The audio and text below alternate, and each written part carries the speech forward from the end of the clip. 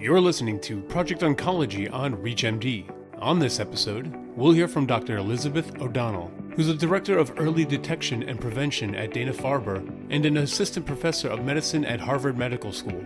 She'll be discussing multiple myeloma precursor diseases. Here's Dr. O'Donnell now. So multiple myeloma is a malignancy of the plasma cells, which are a type of white blood cell. Our white blood cells help us fight infection. And in this specific case, we know that we can detect clonal proteins. So plasma cells produce proteins that we call antibodies or immunoglobulins. They should all be different.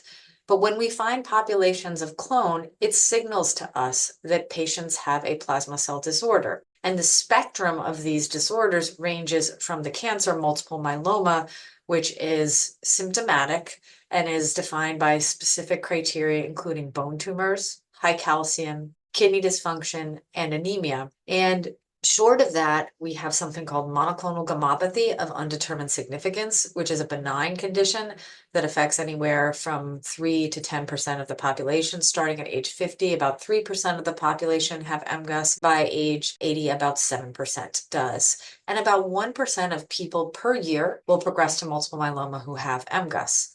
Smoldering myeloma is a little more advanced stage along this continuum of disorders, where patients may have 3 grams per deciliter of measurable monoclonal protein or greater than 10% plasma cells in the bone marrow. For these conditions that don't have the symptoms that I mentioned, we say that these are precursor conditions, meaning that they are in the spectrum of disorders that lead up to a potential multiple myeloma. With increasing burden of measurable monoclonal protein, which reflects an increased burden of clonal plasma cells, we see an increased risk of progression. So we know that all multiple myeloma is preceded by one of these precursor conditions. Now, we don't screen for precursor conditions or for multiple myeloma. And so when we meet someone with newly diagnosed multiple myeloma, more often than not, that's a de novo or new diagnosis.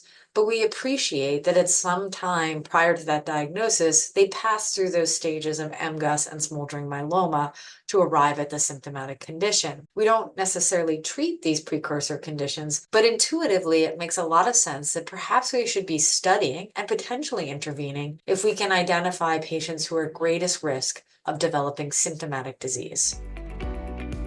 That was Dr. Elizabeth O'Donnell discussing precursor diseases for multiple myeloma. To access this and other episodes in our series, visit Project Oncology on ReachMD.com, where you can be part of the knowledge.